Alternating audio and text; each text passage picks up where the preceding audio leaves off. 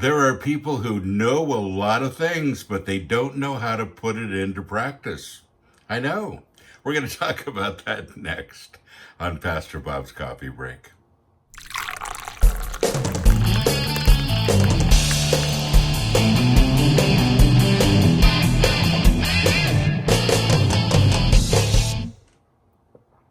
I start my day with PB&J, Pastor Bob, and Jesus. Well, Java. One of our cups, one of our many cups, and what do you drink in it? You know the drill. We still have some Headbangers Brew.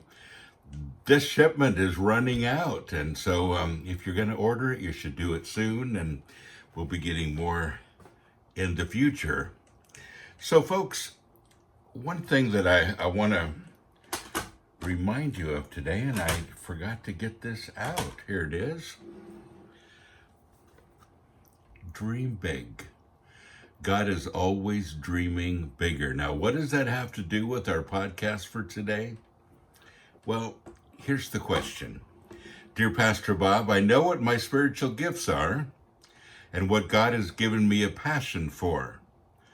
My problem is that there are no open doors to get where I need to go. Why does God seem to be ignoring me? It's a great question.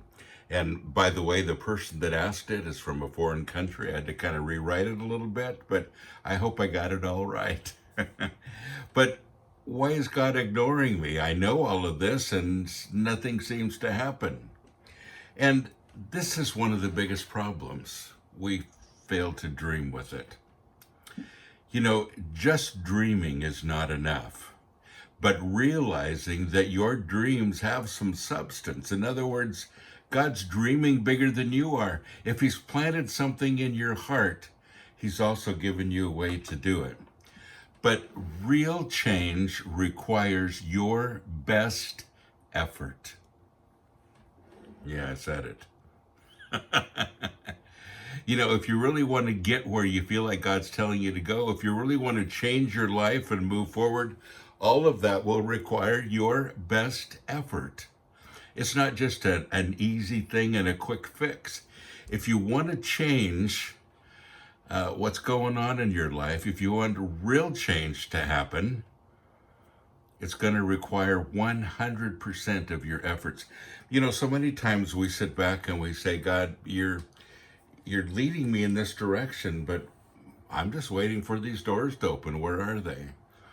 God says, I have a lot of doors, sometimes windows, but it takes a little bit to get them open, and you need to keep trying.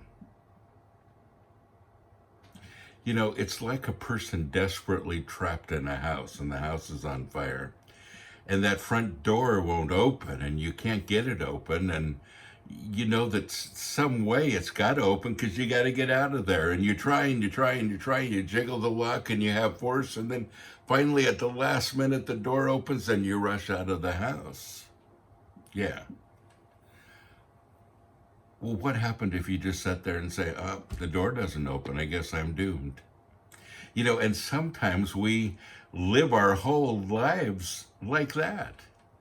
Oh, the door's not opening. There's a fire. There's all these things going on, but I can't get the door open. You can't sit around and simply expect God to hand you the life that you've always wanted. He will give it to you in your heart. He will give it to you in your dreams. But if he just gave it to you without any effort, you wouldn't do anything with it. It wouldn't mean anything to you. The things that I've been able to accomplish in my life, I've worked very hard for. I've consistently, all of my life, worked, 15-hour days and more sometimes. And I don't regret a bit of it, but I realize that it's taken a lot of work. And people say, well, I'm so jealous at the things you've done and the things you've accomplished. And I'm thinking, don't be jealous. You probably wouldn't have liked a lot of it, because a lot of it wasn't fun. A lot of sleepless nights, a lot of difficulties, a lot of those doors that I couldn't get open, and I knew God was telling me. a lot of those kind of times. But what do you do with them? You move through them. You don't allow them to be a closed door. You open it. And you take the initiative. You see, God is saying, I'm ready. I've got this great thing for you, but I just need for you to get up and begin to do it. Take the risks. Work as hard as you can. Work as long as you have to, but get up and do it. So the very first poster that we did was this one, besides the Who Am I poster. It was this one.